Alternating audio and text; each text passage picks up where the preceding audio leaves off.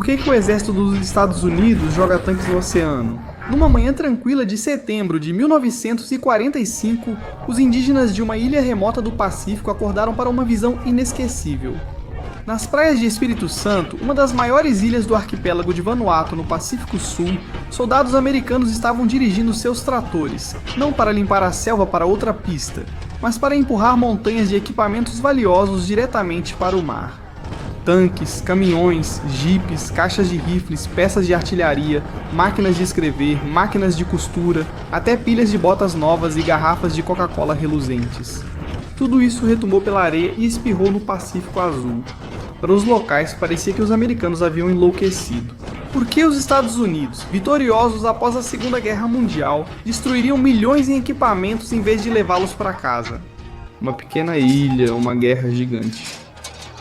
Para entender por que o exército dos Estados Unidos jogaria tanques perfeitamente bons no mar, precisamos voltar alguns anos ao auge da Guerra do Pacífico. Espírito Santo, uma ilha discreta coberta por selva e cercada por água turquesa, tornou-se um dos locais mais fortemente abastecidos em todo o Teatro do Pacífico. De 1942 a 1944, os Estados Unidos e seus aliados enviaram grande quantidade de material de guerra na campanha de salto entre ilhas contra o Japão. Os americanos esculpiram uma enorme base apelidada de Buttons a partir da selva. Limparam a selva, pavimentaram pistas de pouso, construíram alojamentos, refeitórios e um cinema. Um estaleiro totalmente funcional logo se agitou com até 100 navios de guerra, enquanto uma força de 100 mil soldados estava estacionada lá em seu auge. Ao todo, 500 mil de americanos passou pela ilha durante a guerra. Para os habitantes de Vanuatu, a quantidade de equipamentos chegando à ilha era esmagadora. Caminhões, jipes, guindastes, tratores e inúmeras caixas de ferramentas e rações foram empilhados como miniaturas de cidades. Para os americanos, era apenas um seguro, suprimentos para manter a máquina de guerra do Pacífico funcionando a qualquer custo. E então, quase da noite para o dia, a importância estratégica evaporou. Em 1944, o Japão foi expulso do Pacífico Sul. A ilha foi bombardeada apenas uma vez durante toda a guerra, e a única vítima foi uma vaca chamada Bosse. Com a linha de frente indo ao norte, Espírito Santo passou de centro militar vital a remoto depósito. Problemas pós-guerra, muita tralha, pouca paciência. Quando do cessar-fogo em 1945, o exército dos Estados Unidos enfrentou um problema indesejado. O que você faz com uma ilha tropical repleta de milhões de dólares em equipamentos de guerra que você não precisa mais? Havia 3 opções. Uma era enviar tudo de volta aos Estados Unidos, o que fazia sentido, mas era muito caro. O espaço para envio era limitado e militares alertaram que levar o excedente demoraria meses. Além disso, a rápida chegada de jipes, ferramentas e uniformes baratos podia prejudicar as indústrias americanas pós-guerra, que só então retomavam a produção civil. Desmontar e recuperar o equipamento no local. Engenheiros tentaram. Eles desmontaram alguns veículos para peças, mas a maioria dos tanques e caminhões era robusta demais para isso. O processo era lento, sujo e impopular. 3. Vender para quem quisesse comprar. Isso se provou a opção mais rápida e tentadora. Compradores da Austrália, Nova Zelândia e Nova Caledônia adquiriram ferramentas, geradores e veículos blindados por preços baixos. Os soldados estavam animados, cada venda os deixava mais perto de casa.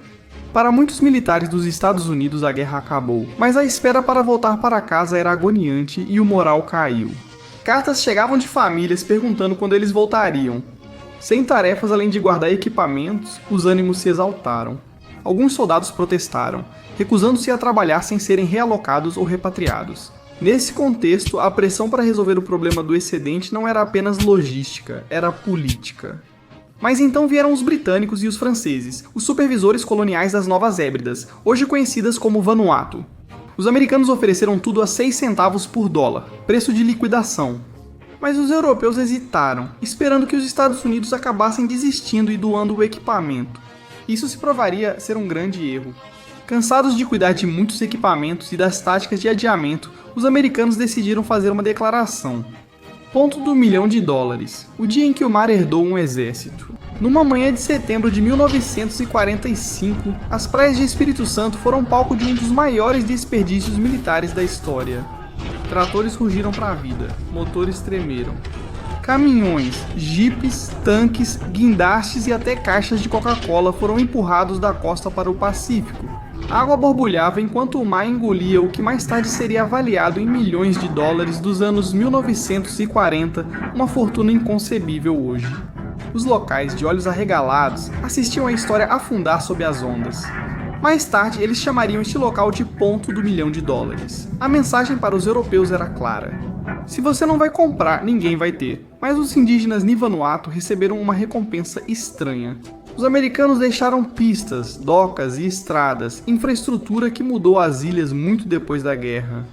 Bens civis foram doados aos locais, enquanto outros materiais foram reutilizados para pesca, construção ou negócios.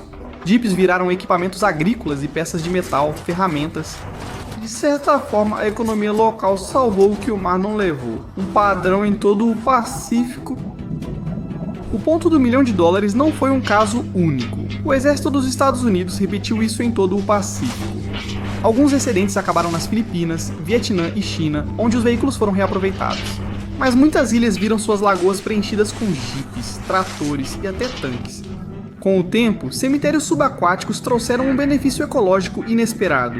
Os destroços enferrujados tornaram-se recifes artificiais, atraindo corais e uma variedade de espécies de peixes. Estrelas do mar, tartarugas marinhas e tubarões de recife transformaram máquinas de guerra enferrujadas em ecossistemas vibrantes. Biólogos marinhos descobriram que esses recifes podem estabilizar leitos arenosos, evitar erosão e restaurar corais danificados. Eles se tornaram projetos de conservação acidentais construídos a partir de resíduos de guerra. O turismo então seguiu. Hoje, mergulhadores do mundo todo nadam por esses museus subaquáticos impressionantes, fotografando jipes cobertos de corais e torres de armas que viraram lar de peixes palhaço e anêmonas. Consequências e evolução da prática. Com o passar das décadas, o exército dos Estados Unidos percebeu que o descarte no oceano não era apenas barato, mas também estrategicamente útil.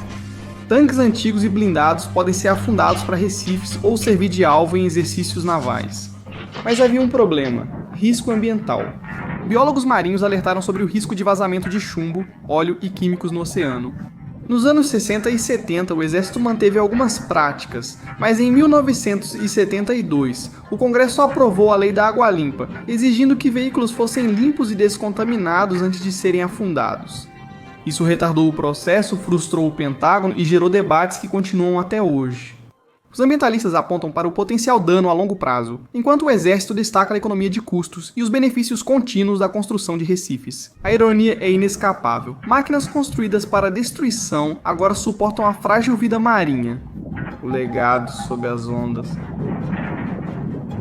Atualmente, o exército dos Estados Unidos ainda descarta veículos blindados no mar, mas com controles mais rígidos.